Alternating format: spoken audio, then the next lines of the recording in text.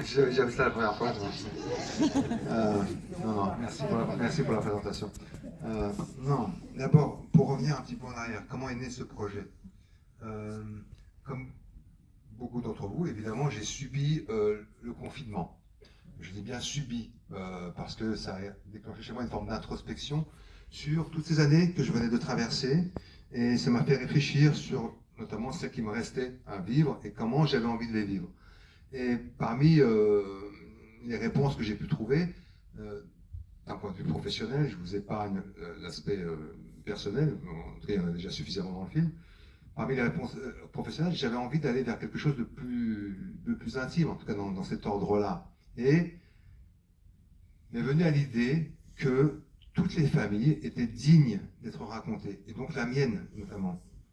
Et donc j'ai eu cette idée-là, en tout cas cette volonté-là, de la raconter parce que je me disais quand même, une famille c'est, voilà, j'ai 57 ans, donc ça fait un demi-siècle, même un peu plus qu'on est unis, qu'on paraît insubmersible, mais en réalité, en grattant, on se rend compte quand même qu'il y a des vérités tues, des non-dits, donc ça serait intéressant d'aller.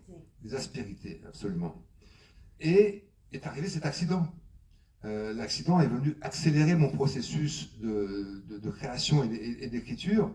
Euh, et cet accident, et souvent, ça permet d'ouvrir la boîte de Pandore, surtout au sein d'une famille. Parfois c'est un accident, parfois c'est la maladie, parfois c'est un deuil. Mais en tout cas, voilà. Nous, on a été confrontés à cet accident, qui plus est avec son originalité, parce que ça nous a totalement démunis, ça a déséquilibré ce qui était le socle familial.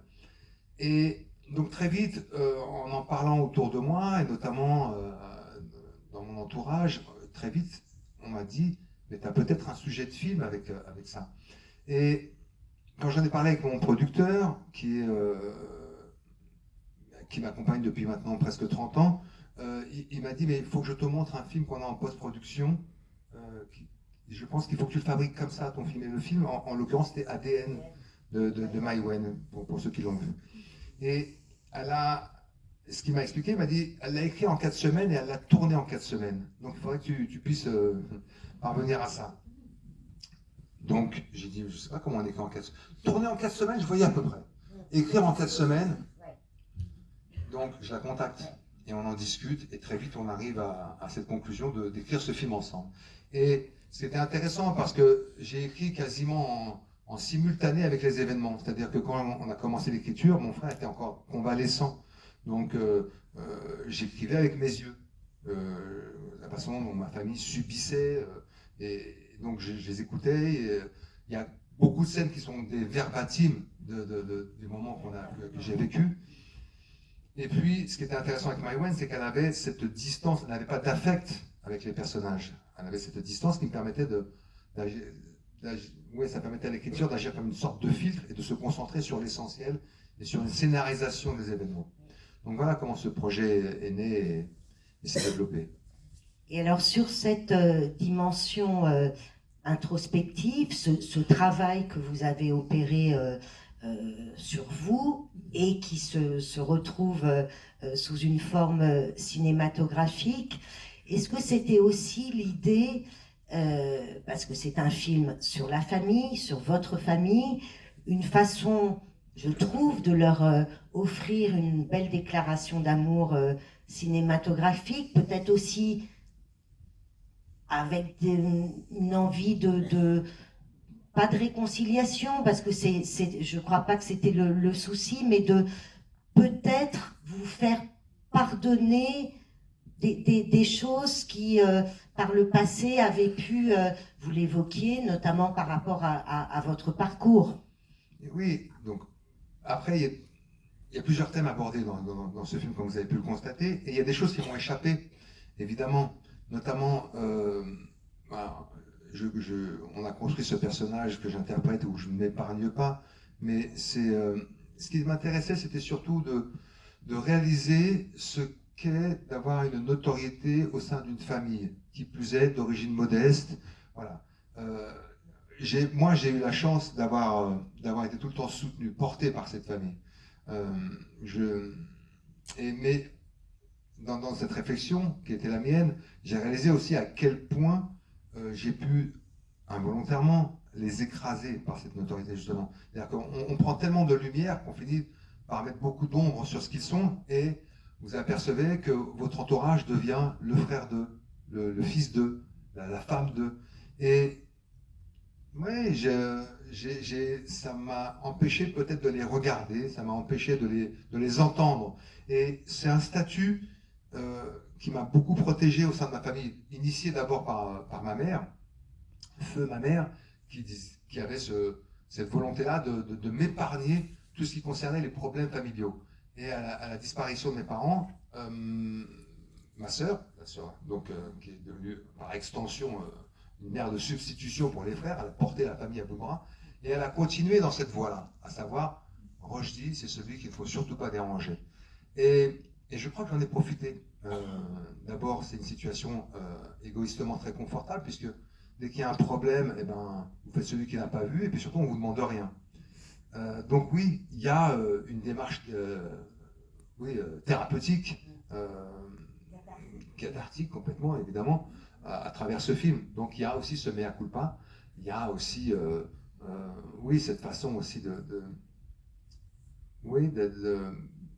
rendre aussi hommage à cette famille qui m'a porté, qui a fait l'homme que je suis devenu, qui aspire à devenir meilleur. Il y a encore du boulot, on est tous perfectibles, hein, n'est-ce pas? Donc voilà. Mais également, alors, aussi un autre aspect qui m'a échappé, et ça, c'était pas tout à fait volontaire quand on a écrit ce film, c'était de cette universalité qui représentait cette famille. C'est-à-dire qu'on a évité, sans y penser, les écueils. C'est-à-dire qu'on voit une famille, on voit bien qu'ils viennent de loin, on voit bien qu'il y a une origine à travers les visages, à travers les prénoms, mais à aucun moment ils viennent motiver ou justifier les personnages. Et ça me paraissait important en 2022, d'avoir une famille qui ressemble à toutes les familles. On soit tous motivés par des choses très ordinaires et banales, entre guillemets, à savoir nos enfants, le travail, la santé, toutes ces choses-là, et de ne pas rentrer dans ce qui peut essentialiser parfois les familles. C'est-à-dire que aujourd'hui, on est quand même, notre regard est très abîmé par notamment ce que j'aime parfois dénoncer, à savoir les chaînes d'information en continu. C'est le truc, c'est terrible. Chaîne d'information en continu, donc si vous voulez, d'un épiphénomène, on en fait quelque chose d'essentiel. Et ce qui fait que quand on parle par exemple d'une famille d'origine nord-africaine, on pense tout de suite voile, on pense radicalisation, on pense religion, etc. Et quand je disais que j'ai filmé, j'ai écrit avec mes yeux, quand je me suis retrouvé devant ma table de montage, je me dis tiens, c'est bizarre, en fait, tous ces thèmes-là ne sont pas présents dans mon film. Et c'est pas une stratégie de ma part, c'est vraiment dans la mesure où on se concentre sur l'humain et sur ses dysfonctionnements, voilà, on s'aperçoit que finalement on se concentre sur l'essentiel, à savoir ce qui nous anime, l'amour, enfin voilà, toutes ces choses-là qui font qui nous décrivent et qui nous caractérisent. Alors, je ne connais pas cette personne. Non, mais en général, j'aime bien intellectualiser quand je regarde un film. Vous pouvez parler devant le micro, madame? Ah, pardon. J'aime bien intellectualiser, analyser les thèmes, etc. Mais là, j'ai pas envie.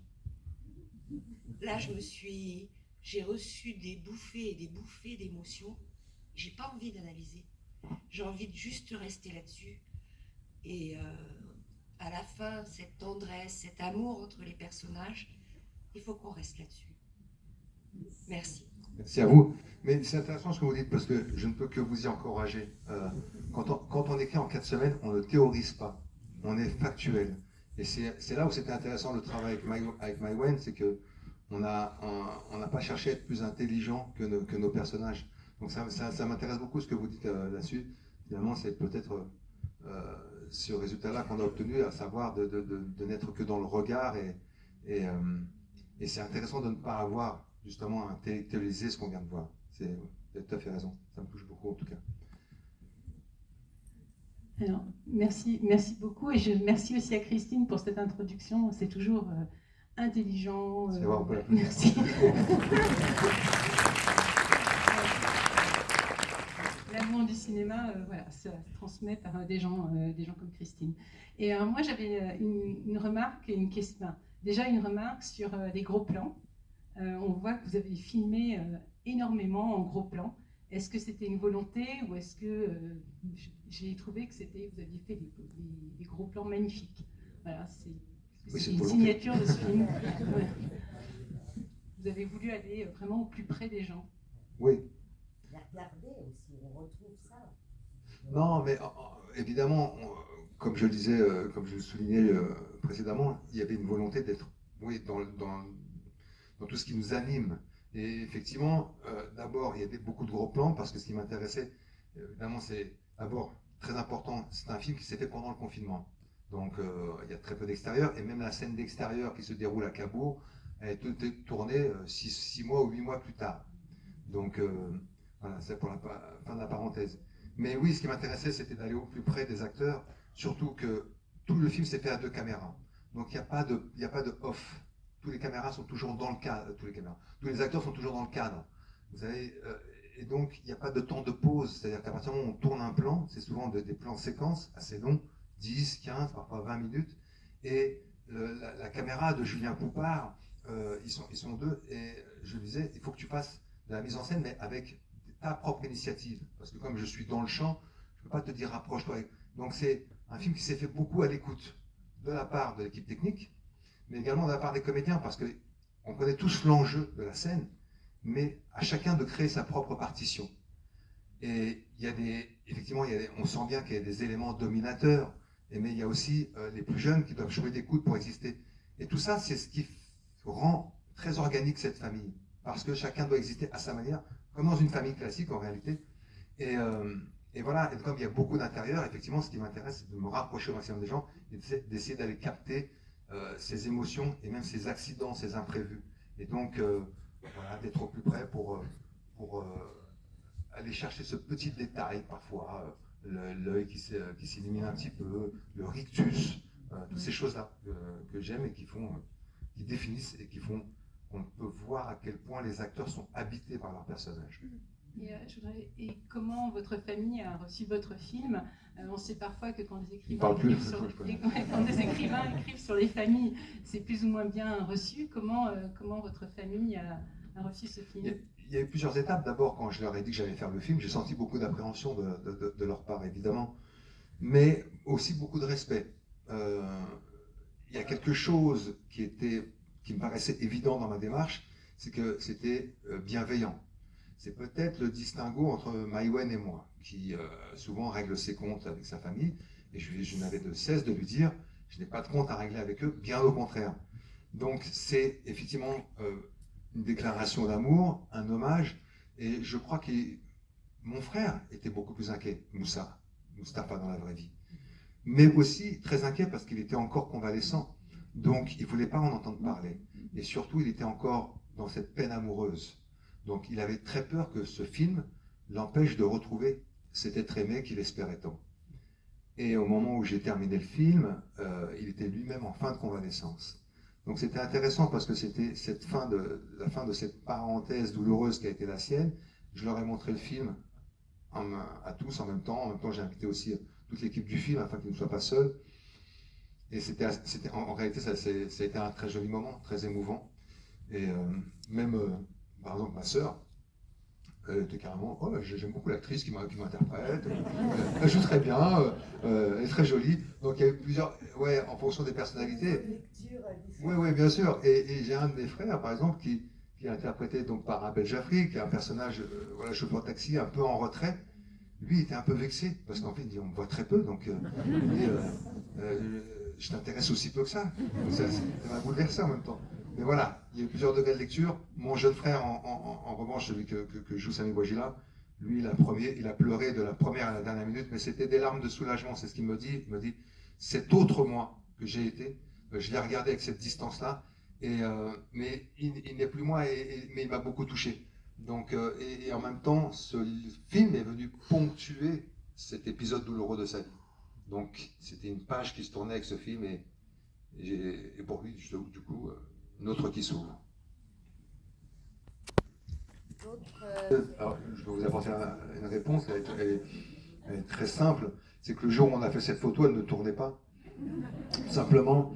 Et quand on a tourné la scène du déjeuner, j'ai tout de suite pensé à l'affiche j'ai vu que toute la famille était réunie. Effectivement, il manque la femme de Salah, vous avez raison. Mais voilà, elle ne tournait pas ce jour-là, elle n'était pas dans la scène. Et c'est le seul moment où j'avais et la photographe et tous les acteurs réunis, en pensant à l'affiche plus tard. Je ne savais pas si elle serait validée par mon distributeur. Mais vous avez raison de le souligner, c'est vrai qu'elle manque. Vous avez raison. Vous l'aimez bien? Il semblerait. Ce film, pour moi, il dit quelque chose de notre société, de l'époque qu'on traverse dans la société française. Et bon, parce qu'il y a plein de choses dans les personnages, dans les enfants, dans le fonctionnement des enfants. Et il y a quand même quelque chose que je trouve très étonnant et très fort dans ce film, c'est la réversibilité, quoi. C'est cette manière de rebondir très très haut. Et je suis pas sûr que ce soit si général en fait. Il y a quelque chose d'universel, mais là il y a quelque chose aussi de très spécifique, je trouve. De très spécifique à cette famille. Et qui est peut-être une autre manière de regarder ces origines dont vous avez parlé au début. Je pense que cette manière de rebondir, elle est aussi possible dans ces familles-là, je pense, et peut-être c'est ce qui manque à la société française, voilà, je sais pas, mais en tout cas, j'espère que ça peut être universel, quoi, être plus large. Non, mais je peux rien ajouter. C'est vrai que c'est un point de vue qui est tout à fait personnel et que je respecte. Ce que je peux dire, c'est que ce traitement sur la jeunesse, c'est quelque chose qui m'intéresse aussi, parce qu'effectivement, vous voyez, tout à l'heure, j'évoquais le confinement. Là, on est dans une communion où vous venez de voir un film, on en parle, on est tous là ensemble. C'est quelque chose dont on a été privé pendant plus d'un an. Et de réaliser à quel point aujourd'hui on est en train de vivre un privilège, ça me paraît important. J'ai dénoncé dans la presse, ça m'a été reproché d'ailleurs, aujourd'hui cette vie à coup de notifications, dont les plus jeunes sont les premières victimes. Mais nous aussi, quelque part. En fait, tout nous pousse aujourd'hui à ne plus vivre ce genre de moment qu'on est en train de partager. Parce qu'on peut tout obtenir tout en restant chez soi. Le menu du restaurant, le travail, on peut le faire à la maison, rencontrer une femme. Avec les métavers, on peut également voyager. Voilà. Donc ça m'intéressait notamment d'évoquer cet aspect-là de notre époque, l'ère dans laquelle nous sommes aujourd'hui, avec des outils que je trouve formidables par ailleurs.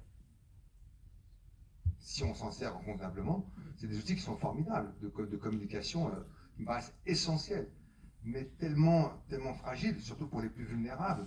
C'est pour ça que j'évoque cette histoire qui raconte mon neveu, qui est complotiste. C'est quelque chose qui me touche profondément, parce que c'est quelque chose, c'est un cas auquel je suis confronté, mais je sais que c'est parce qu'il est vulnérable qu'il véhicule ce genre d'idéologie. Et ça raconte beaucoup de choses, effectivement, sur notre société. Alors, la théorie du complot, elle a toujours existé, mais elle est décuplée aujourd'hui, parce que la communication circule plus facilement. Et donc, voilà, c'est aussi le danger de notre époque. Particulièrement apprécié, en fait, c'est l'alternance des moments de légèreté et des moments de drame. Quand tout le monde crie fort aussi, c'est des scènes qui ravivent des choses et qui montrent que dans d'autres familles aussi, c'est un peu un joyeux bordel, mais qui a beaucoup d'amour. En fait, je trouve que c'est ça qui transparaît, malgré l'incompréhension des personnages. Et ce que je trouve très touchant, en fait, et qu'on voit pas si souvent, c'est aussi le traitement là d'un accident, mais aussi de cette maladie, en fait, pour voilà, avoir beaucoup subi les maladies psychiatriques qui sont tellement tabous aussi en France, où on a peur en fait d'une vérité qui n'est pas celle qui est admise par toute la famille, où c'est aussi toutes ces scènes un peu convenues où il faut dire ce qu'il faut rire aux blagues qu'on attend, il faut faire plaisir parce que c'est le tonton rabougri qui enfin, et en fait je trouve que c'est très, enfin je sais pas, je trouve vraiment, très bien traité en fait, avec une justesse qui est très belle à voir et qui est émouvante parce que c'est, enfin, pardon, j'ai du mal à trouver mes mots, mais en fait les images le disaient mieux.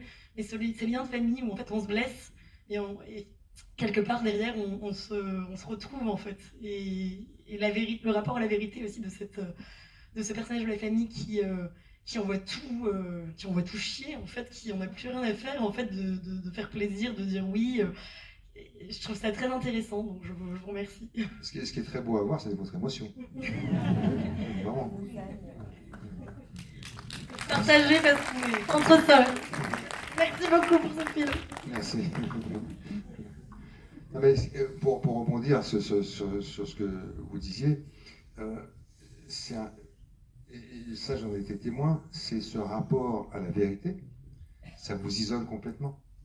Parce que, en fait, on n'est pas prêt, on n'a pas été éduqué, ni élevé, ni formaté pour entendre cette vérité-là. Même si elle vient de quelque part, elle n'est pas. C'est ce qui le distinguait, mon frère, aussi de la folie. C'est-à-dire que tout ce qu'il disait était nourri d'une rancœur certaine, en tout cas d'une frustration.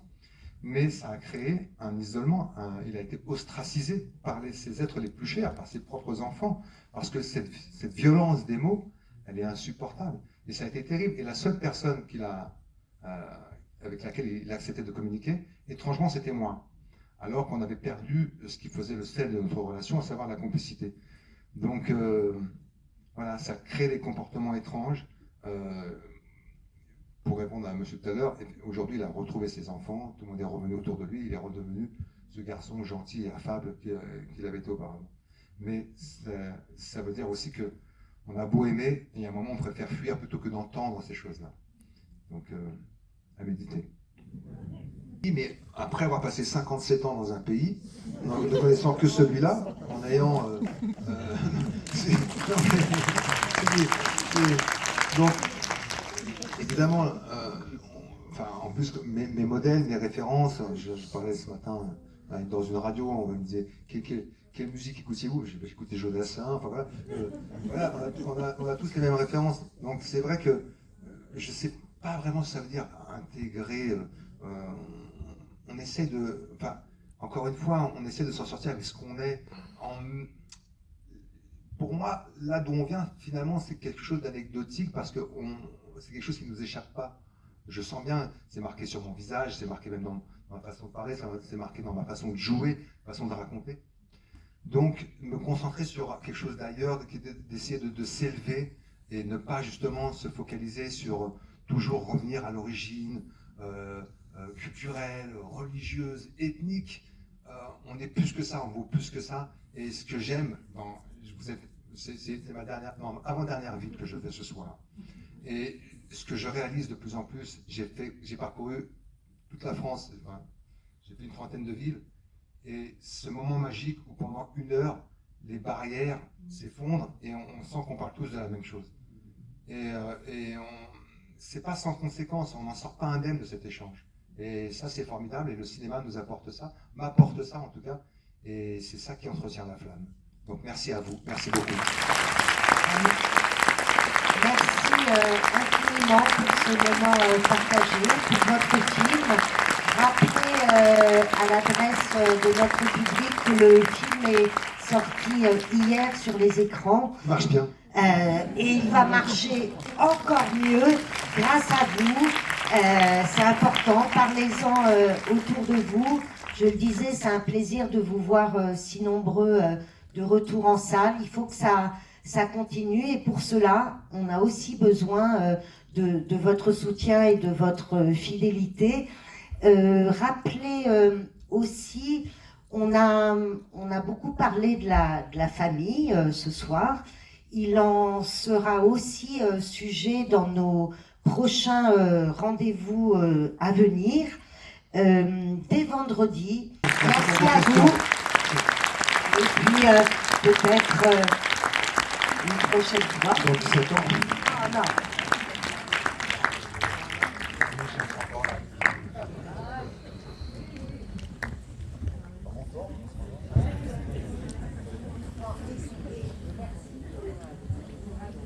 Parfois sur les dossiers à cette vertu, je pense que chacun. Elle me fait tomber une pièce. Je vais devenir riche.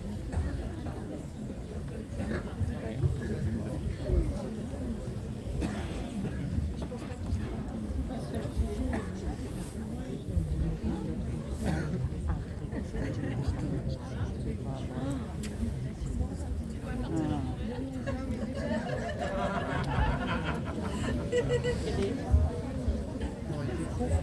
Tu pourrais même le prendre en photo.